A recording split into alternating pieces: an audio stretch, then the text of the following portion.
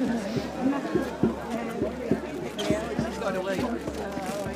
now, are you warm?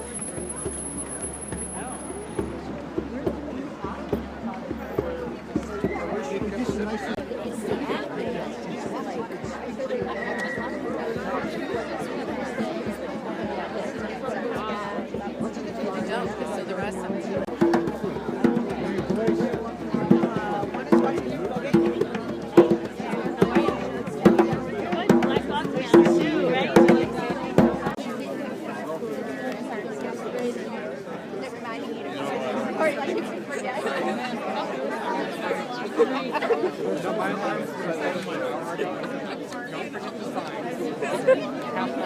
Still don't forget the size.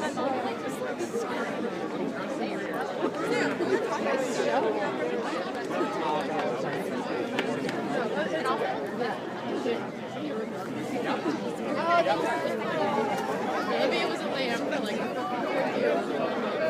she looks like I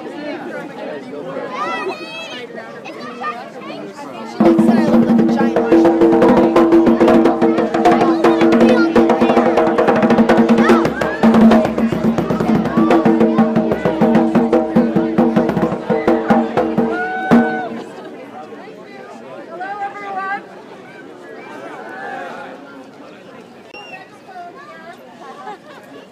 Can you raise your hand in the back and tell me if you can hear me?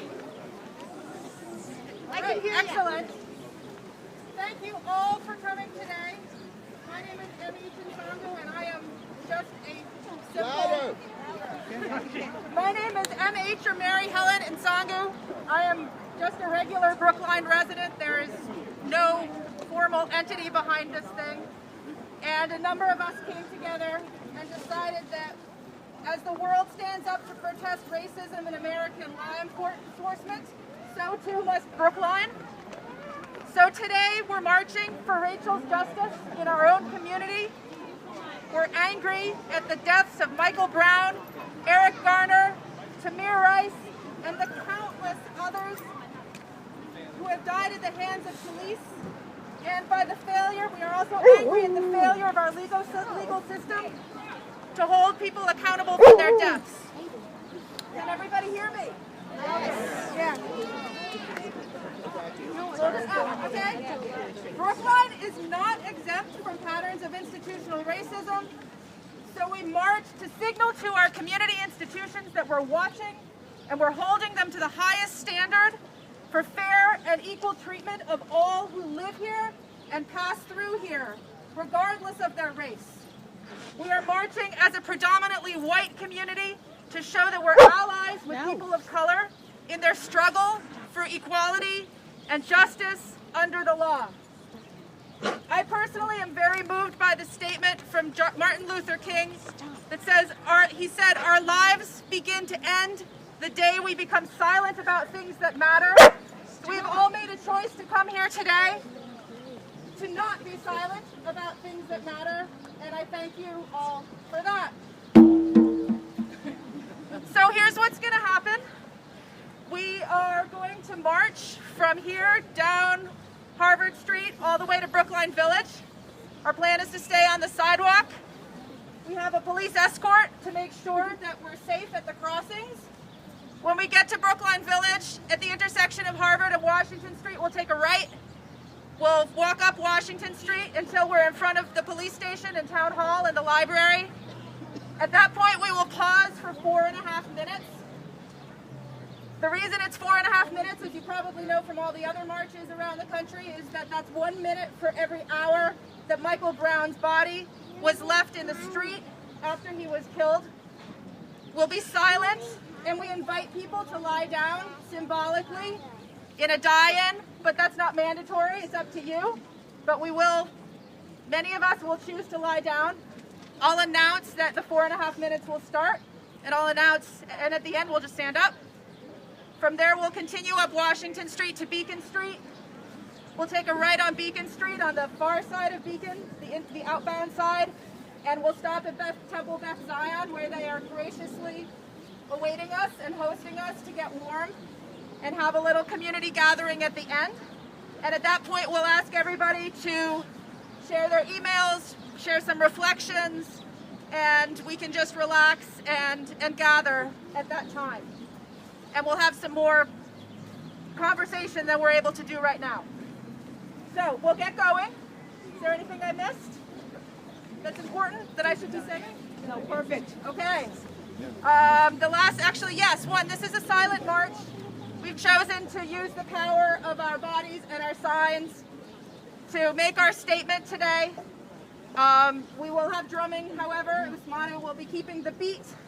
And I think that's all there is to say. So let's go. Got your hand up right there. See that right there? Frank Farmer. Yeah, what is it? Let's add all who work here. All who live here. Thank you for that build. Everyone who lives and works and goes to school and passes through Brookline, we're all united in the same cause today. Thank you very much.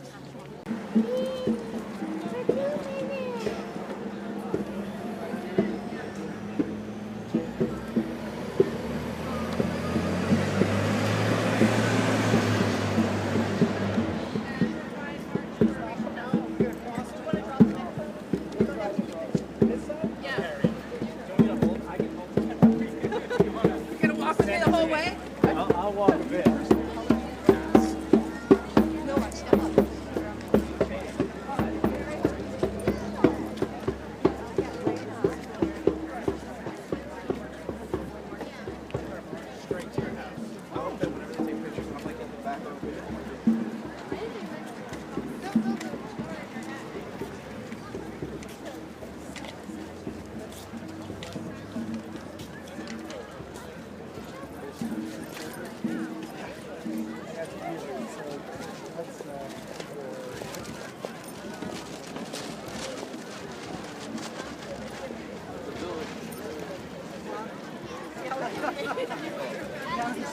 He always had like a good argument.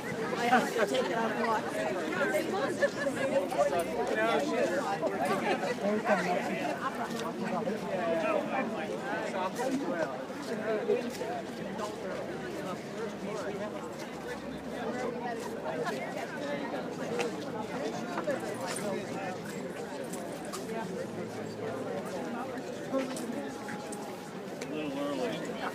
That judgment, I hate to tell you. Oh, I know. They'll do what they're going to do. You do? They'll do what they're going to do. The rest of the stuff you're doing on your programming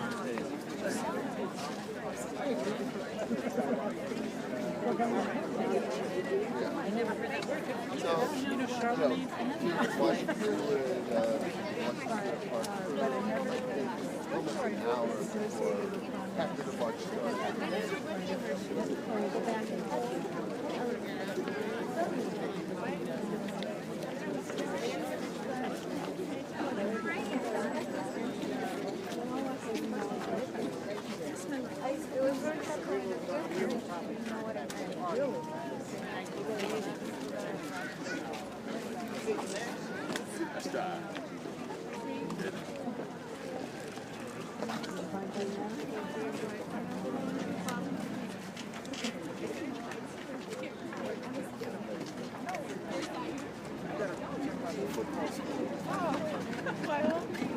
What football team?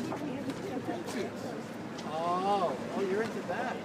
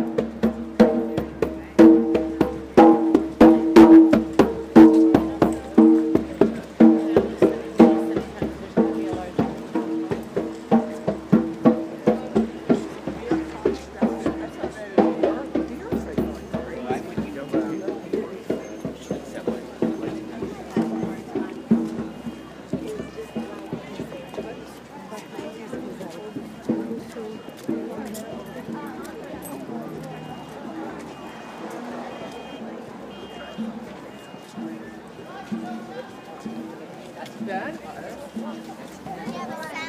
It's a beautiful day to walk. It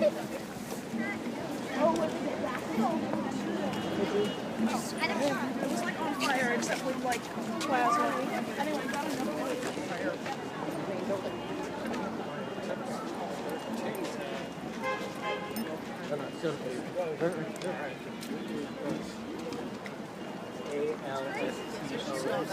That's great. How about you?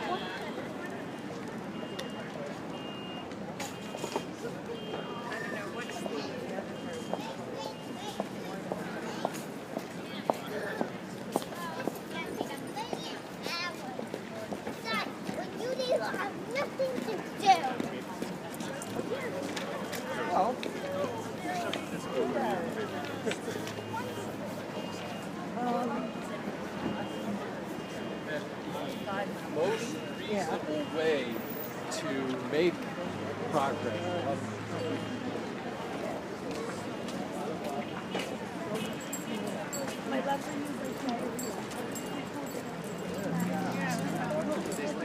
These are approaching Japan. Goodbye. Exactly. That's where. Andrea! How are you?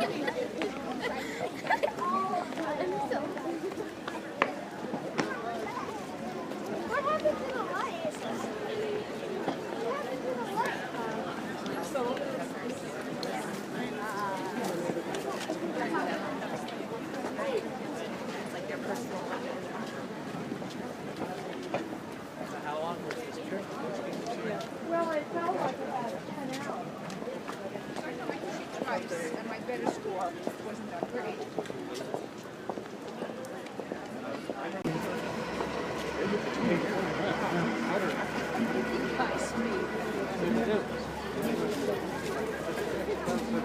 It's a very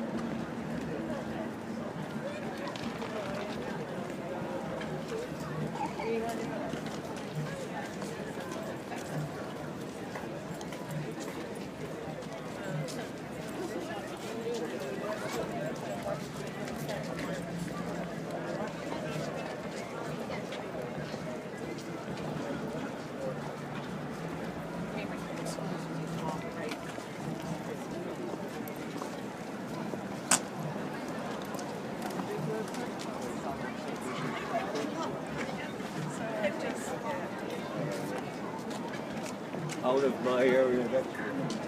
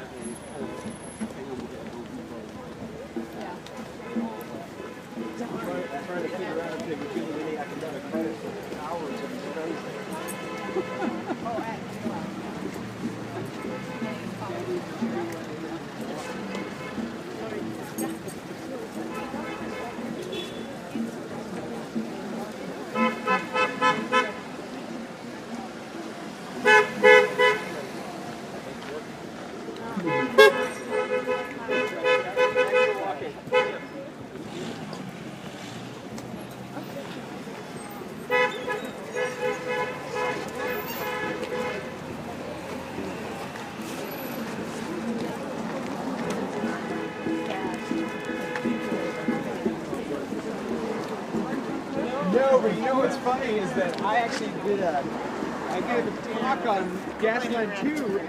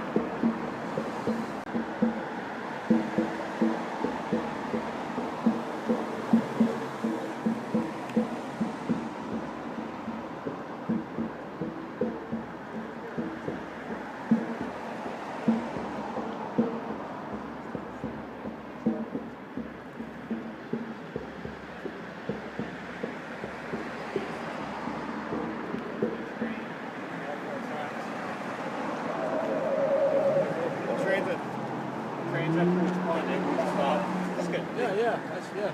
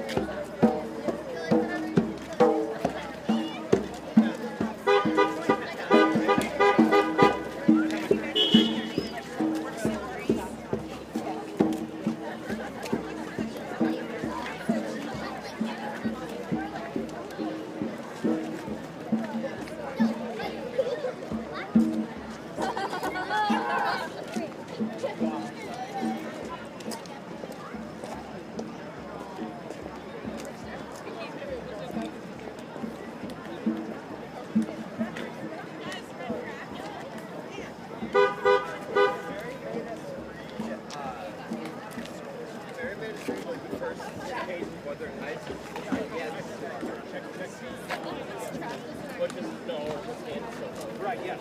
And you get into nice conversation. Yeah, no, I agree.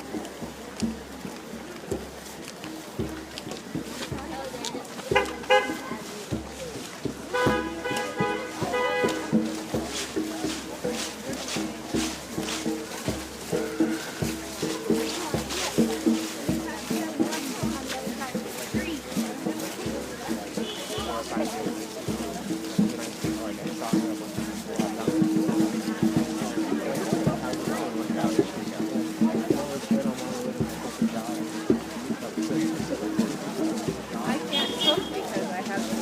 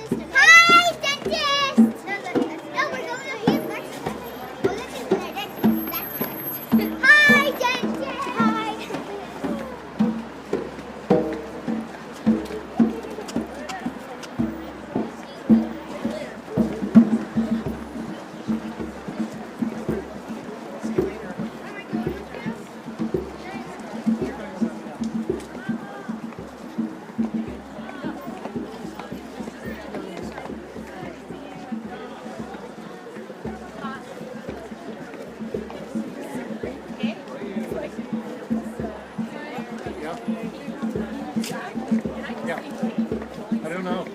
I'll head home. Okay. The girls went in the temple. Jen went to go get them out.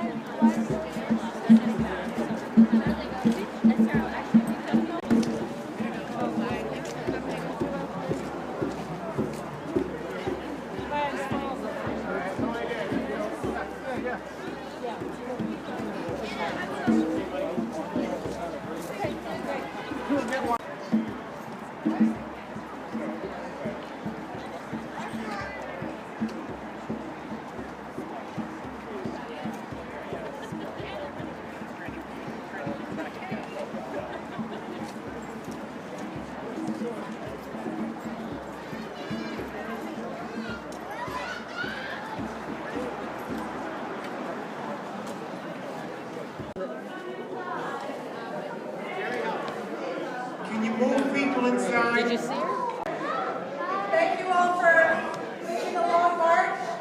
We're trying to get everybody. We want to have a short conversation. I want to thank Temple Beth Zion for welcoming us. It's nice to have a warm place and some chairs to sit in. So what we'd like to do now is I want to ask Rabbi Kramer to say a few words of welcome, and then we'd like to offer the mic to anyone who would like to say something about why they marched today, and particularly offer the mic to people who may have experienced racism and might want to share with us a little bit of that experience to center us in the reason that we're marching today. And Rebecca? Can you let them know I'll be taping it? Yes, and this will be taped. And if they don't, We also have an activity we'd like to invite you to do. Do you want to just explain what that is? what you want. Okay. So we have some sheets of paper that say why I marched today and what I'm going to do to advance racial justice in Brookline. And we have markers, and we invite you to write something on these sheets of paper. We've been asked by the press to gather some statements of why people are marching, and this would be a wonderful way for us to hear a little bit from you about why you decided to come out today. So I will leave these here, and there are markers. They'll be circulating. Okay? Rabbi, please. Thanks. Welcome, I'm Rabbi Claudia Kramer, one of the rabbis of Temple Beth Zion, and it's wonderful to be able to welcome you, especially in a warm place after this cold walk. And just to thank you all for being here, for walking together. I think that it's important for us clergy in Brookline, for the faith communities to come together. I know I want to recognize, I saw Reverend Kent here somewhere. Is he? Here. He was here, and I saw Reverend Jim Sherblom before also walking. So to recognize that our, I don't know if it's any other of our clergy from Brookline here that I didn't see, but to recognize that we as clergy and faith community also come together, and I'm part of the Brookline Clergy Association, and I'm of course going to deliver the message in our meetings to make sure that we also continue this work together. And I wanted to just say one word of why I felt was very important to be here today, why I felt it was important to open this house of prayer for this, because the most important message we can find in our scripture is that all men and women were created in the image of God. We were all created in the image of God, and that should be the message to everything that we do. So I just wanted to share that with you. So thank you for being here. On a more logistic matter, if you're looking for restrooms, there is one restroom next going out left, and there are restrooms going up to the third floor. So welcome here.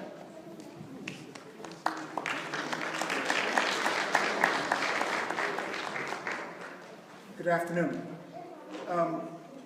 One of the reasons that we're here, and one of the reasons for the march, is because there is racial injustice taking place in Brookline. Right? And while I have a lot to say, I do want to zero in on one specific incident, which I hope most people came out today to address. And that is the case of Gerald Alston, excuse me, Gerald Alston. Gerald, I know I saw him. Gerald, do you just want to come up and introduce yourself and maybe say a few words? My name is Gerald Alston, firefighter Gerald Alston. I've been a firefighter in the town of Brookline since 2002.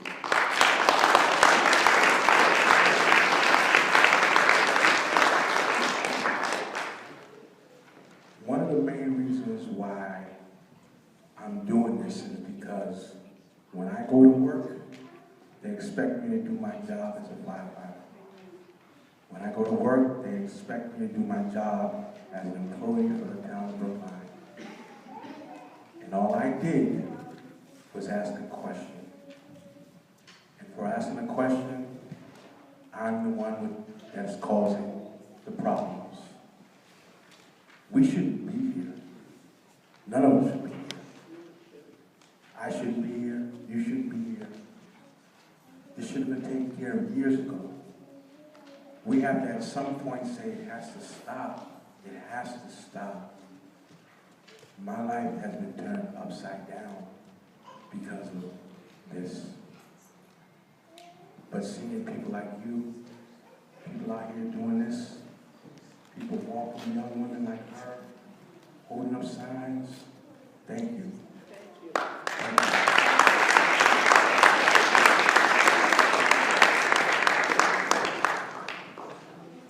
All I ask is that we don't stop until it changes. Because the moment we stop, they win. The moment we stop, they win. Every day I ask myself, am I doing the right thing? I'm still an employee, but I don't get paid. They don't even really recognize me anymore. I get no calls from no one. I've been to the board, and I still haven't heard anything, not a word. Explain briefly what happened. I was injured in 2010, working the fire, and I received a call from my lieutenant at the time, and I didn't get to the call quick enough, and he left a message on my voicemail saying effing A, called me an effing N on my voicemail, recorded. N-I-G-G-E-R, and it was recorded. And I presented it to the town, I presented it to my superiors, to the administration, and in the end, I'm the problem. And that particular firefighter was promoted to captain. Promoted to captain. I don't get a paycheck, and he gets a pay raise. There's a problem. There's a problem. And no matter how much I push and push and push and gave the administration the chance to change, they didn't. So now people like you, because they're going to look at me as an angry black man, but people like you are going to change it. They can't call you an angry black man. They can't. They can't. And if enough of you stand up and support like you're doing now, it's going to change. Thank you. I really appreciate it.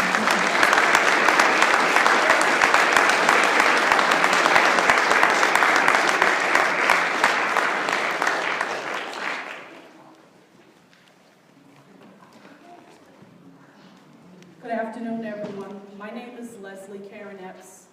I was a 10-year town employee for Brookline as a school nurse at the Heath School. I'm currently the only female African-American owned business in Brookline. I have a small flower shop in Brookline Village, Finesse Florist. Put that plug in. Advertisement doesn't come cheap. And to speak of the degradation of the day in and day out cumulative effect of these microaggressions. Not only have there been microaggressions, but I began to speak out while still employed by the town of Brookline. What I got for that was a request for me to resign and sign an 8-page resignation letter agreeing not to discuss my racial issues that I experienced with the town of Brookline. I did so at that time because my son was ready to graduate from Brookline High. He went to Brookline High under me as a town employee. Thereafter, I had the militant approach for Brookline police to have continued to have profiled me. I have pictures of them outside of my small place of business, pictures that I have taken from the inside of my 200-square-foot shop with their cruisers parked outside.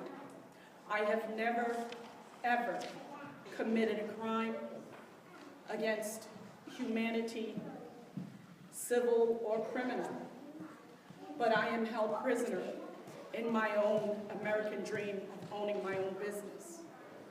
I am a prisoner in that the American dream does not come in color for me. The American dream is black and white for me. I went and looked for help.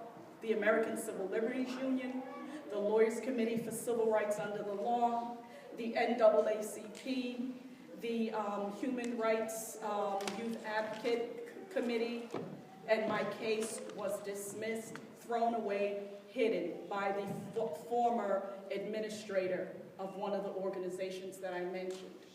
Brookline is connected from top to bottom. It looks great on paper. It keeps the equity in the homes up in Brookline, but according to American Civil Liberties Union, as of 2010, Brookline had one of the highest rates of all, profiling rates of all metropolitan police. I would ask, because I had the pleasure of Brookline Police, me as a law-abiding citizen, my son as a law-abiding citizen, my ex-husband, the father of my only child, as a law-abiding citizen, my father, John W. Epps, at 80 years old, a law-abiding citizen. I had the nightmare of Brookline Police serving a warrant at my home in Lower Mills. They came in with fugitives unit, news cameras, assault rifles, etc., looking for a kid that I was an advocate for, who is a Brookline resident, mind you. Guess who got caught in the crossfire? My son did, 2 months before he was to go to the Culinary Institute of America. Guns drawn on my son. Guns drawn on my only child. The fear in the 20 minutes that it took for me to get from my shop in Brookline to my home to make sure that my son was still alive has caused me to have post-traumatic stress disorder. That's a diagnosis that soldiers carry. But I have been a soldier here. I'm 50 years old, and I have pushed hard and worked hard to pursue my American dream. I had my home invaded by people that tote guns and are supposed to defend the law and not break the law.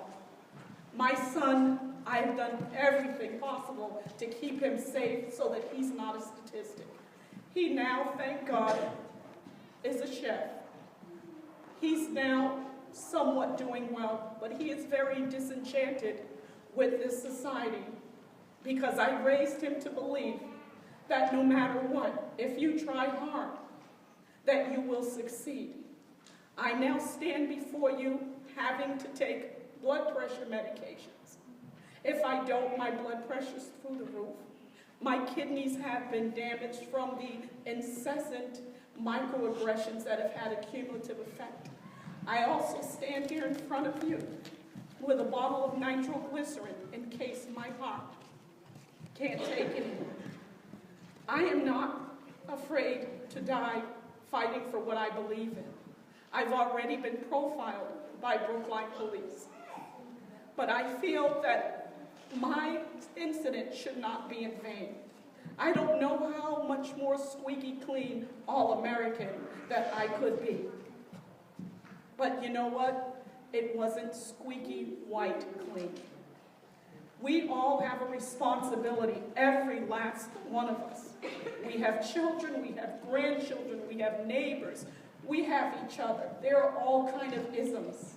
It's not going to take away from your rights because I am not of your kind. It's going to add, and we'll fight for human rights for all people.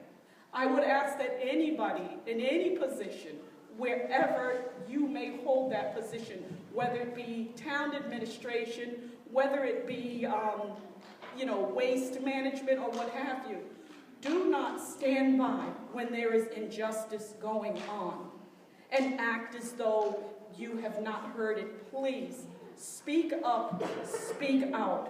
If not, you continue to perpetuate these problems. I cannot stay quiet no matter if it kills me. I ask all of you, perhaps you have more of a peace within you, but my peace has been lost. I don't want it to be in vain. I am afraid standing before you, speaking out, because I've seen the ramifications of doing so.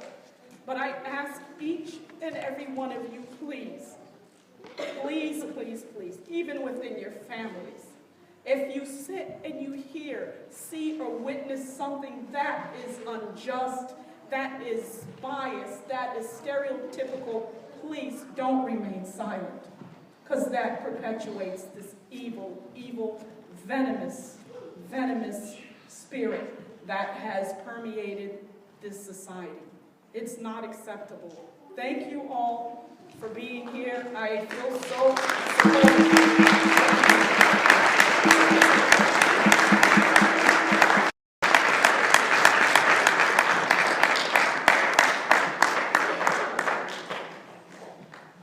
The question was, why do you march? And I'm here marching not only in support of the people who you have heard just now, but I am here marching for our fire commissioner and police commissioners. Those are the Brookline selectmen, to do effect change. They can, it is in their hands, and they are, as I suggest, their actions do cause violence if they don't take, if they don't hear us, and if they don't take the right actions. I do thank you very much for your support. That is all.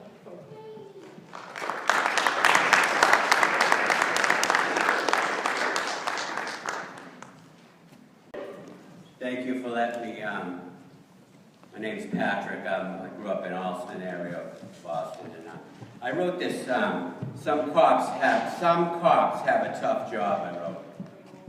Some cops. And, I've been just thinking that I've gotten pulled over as a white guy, and, when I was doing the right thing, I used to not do the right thing. I was drunk a couple times, and, they probably saved my life. You know what I mean? But then I got profiled, I believe, a couple times because I was in an area that had drugs in it. And I was doing the right thing, so they let me go. And, what I've been seeing on the television and is videotaped, and I have seen a lot of kids in the 80s get beat up by cops, and they told me they deserved to be. I know that's kind of controversial, but, cops have a tough job. And I'm not taking, there are some really good cops out there. I love the cops, to tell you the truth. I love calling the police in my neighborhood. I'm glad there's police around. So I want to give them a, that they're not all bad. I I believe this cop didn't mean to kill that young gentleman. It's the toughest job you'll ever do. Are there any police in here? When a cop pulls his gun out on me and I don't resist arrest, I don't know. And that's it. Thank you. Any other comments? Oh, sorry.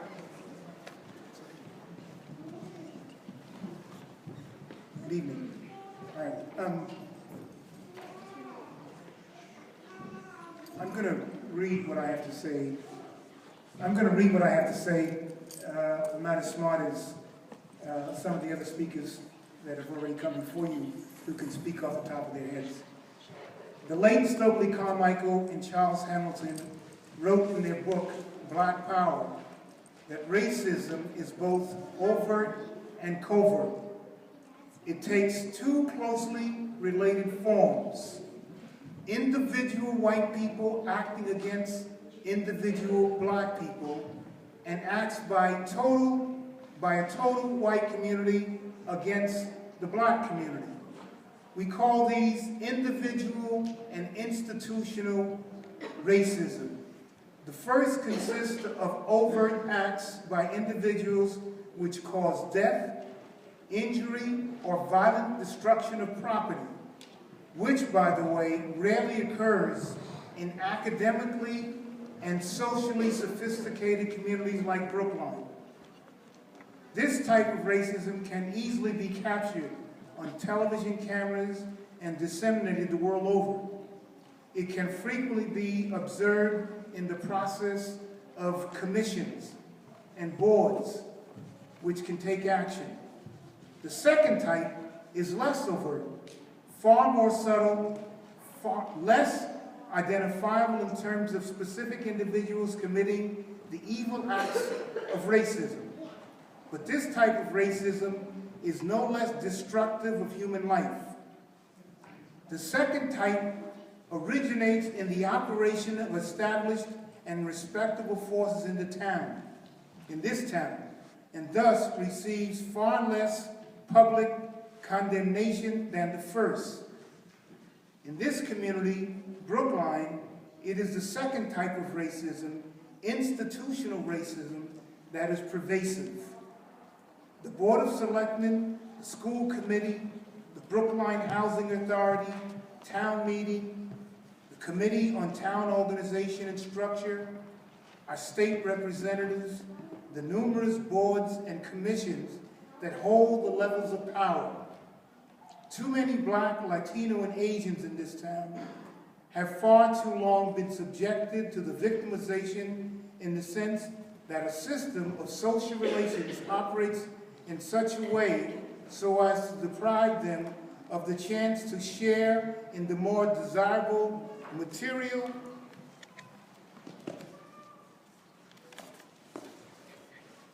and non-material products within this community, which is dependent specifically upon their loyalty, productivity, and tax dollars.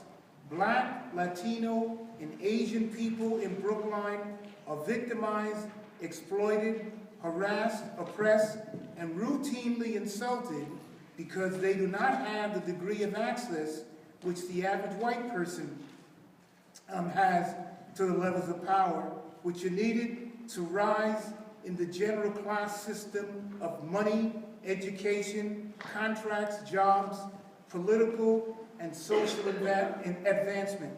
In short, Black and Latino people in Brookline are not seen too often as human beings, though no white person in this community is stupid enough to make this statement publicly. This is the institutional racism that is so deeply embedded in the very soul of supposedly liberal, progressive Brookline. Voting out the racist rot that starts at the top of the government, the Board of Selectmen, and makes its way down through the very white, publicly elected officials and departments that carry out their racist marching orders to the average Black and Latino citizen, is the only way there will be racial and social justice because the disease of racism has completely contaminated every decision that is being made in this community. Walking 2 miles with a sign and casting a quick smile is nonsensical fakery a la a good feeling moment for all of us in this community. Organizing to go vote come April and change the power structure is part of the heavy lifting. There's a black president of the United States, Barack Obama. There is a black governor of the state, Deval Patrick. There is a black mayor in Newton, Seti Warren. There have been black mayors in Cambridge, Ken Reeves, to name just one. Now, how about Brookline? It has one black department head who has absolutely no power. There's no way for us to make significant change, for us to have our voices heard, for us to have social justice in this town unless we have power. So come next April, and I hope that you go back and tell people who were part of this march today that the real way that we can make change in Brookline is to pull those levers in the polling booths with people who have social justice in their minds. Thank you very much.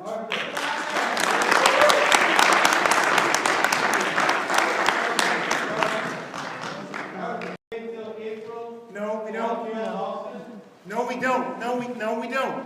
Okay, and I think that we need to put pressure on the Board of Selectmen, and I hope that people that took part in this march today will make their thoughts known to the Board of Selectmen tomorrow, the following day. As Gerald said, we have to keep the pressure on. It's unfair, it's inhumane what they've done. And I think that if we remain silent, then the system has won.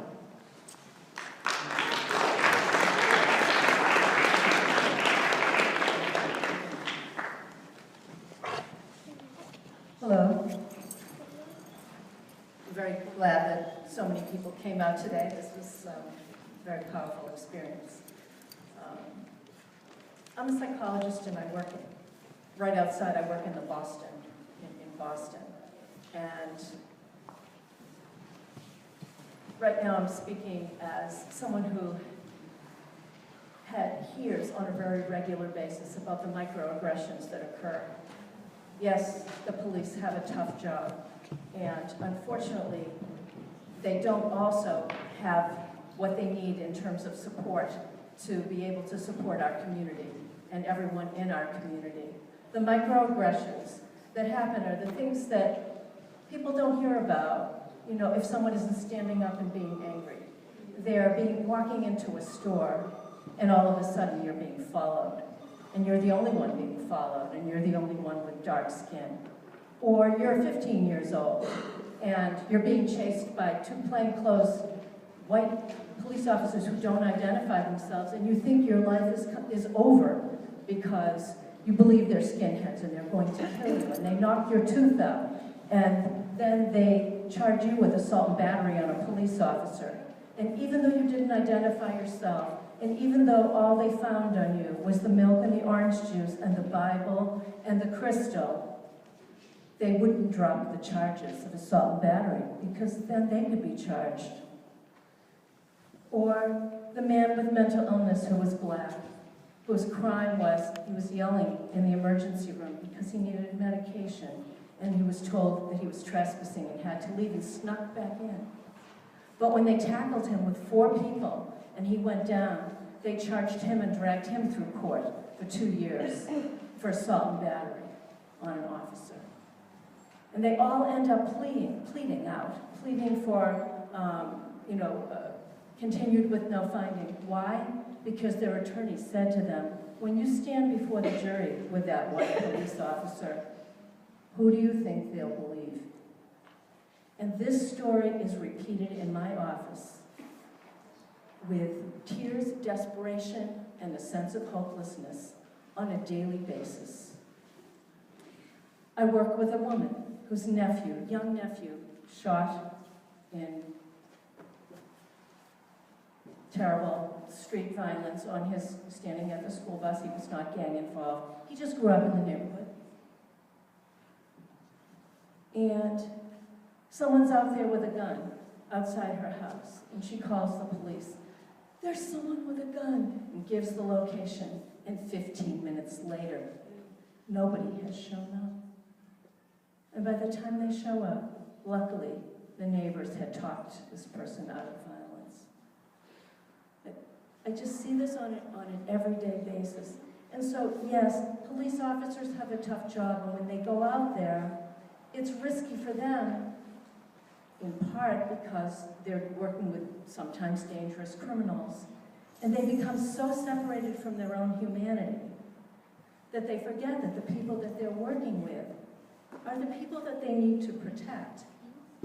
Today I saw a different kind of a story.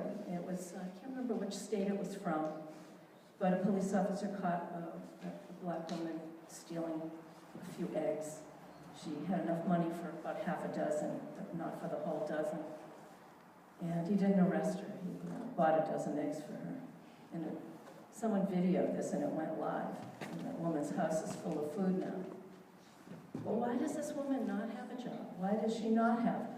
Why doesn't she have food? Who was in charge of the food stamps there and thought that, you know, someone who was poor, who maybe had 4 children, and this man walked out or got shot on the street, or who got locked up for doing some marijuana while the people higher up are doing snorting coke and not having a problem if they're white. You know, like, you know, they're just, it's the microaggressions that feed the racism, and the racism feeds the microaggressions. And so, I'm speaking now because I know that some people can't hear through the anger. So I want you to hear with your hearts and with your ears, and when you see things that shouldn't be happening, to speak up and be an ally. You're also being an ally for that person who's doing the wrong thing, and if you can meet them with love and confront them at the very same time, and I know not everyone, I'm not even asking everyone to do that. I'm talking about white allies to do that one, because I think that that's what we need to do. And to be able to make these changes, and to be able to talk about the stereotypes of, like, you know, why are people being violent right now? You know, we need to have dialogue about why people have been pushed to the edge and then sometimes go over. And we need to understand that. Thank you. Thank you.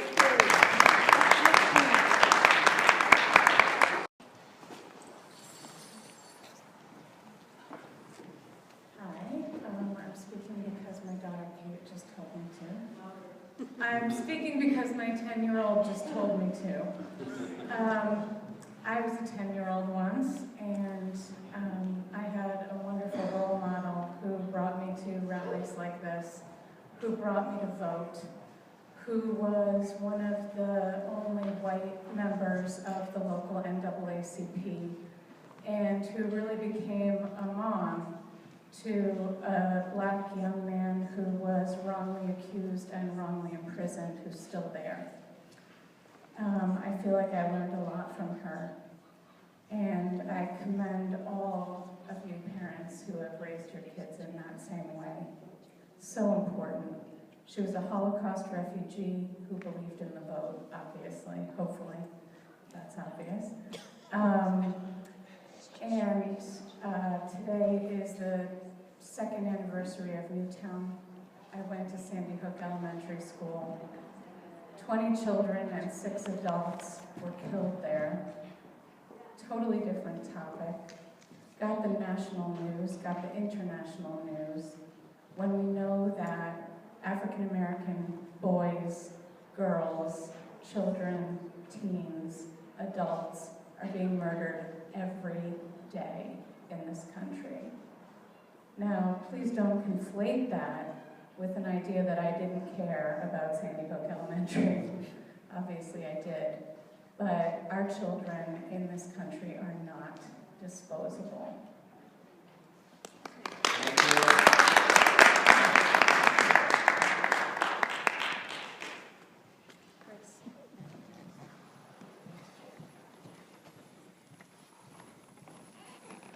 Hello, my name is Grace Young-Watson.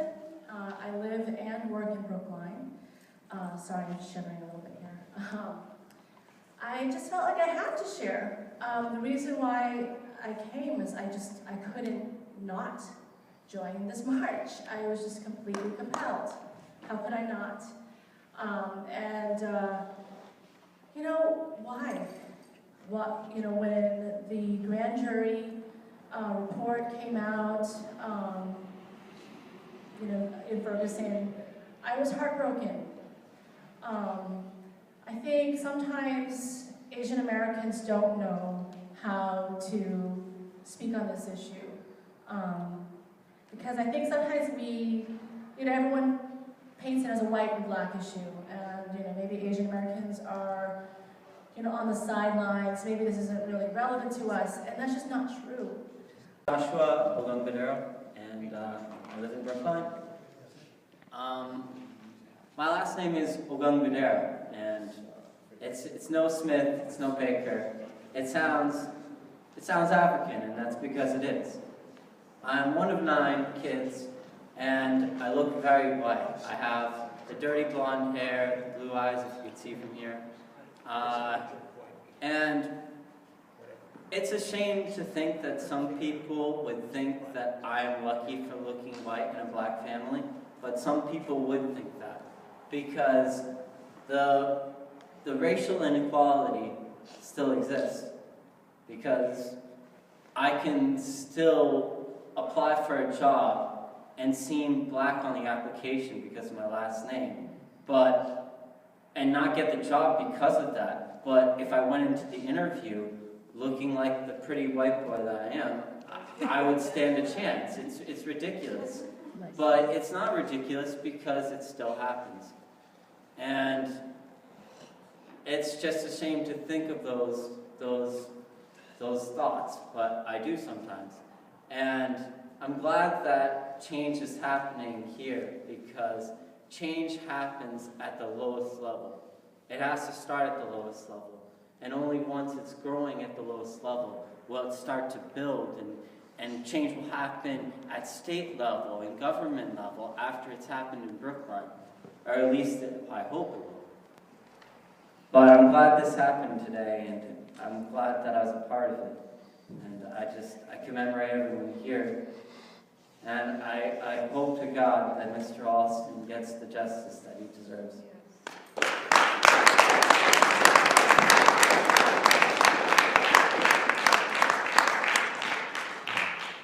All right.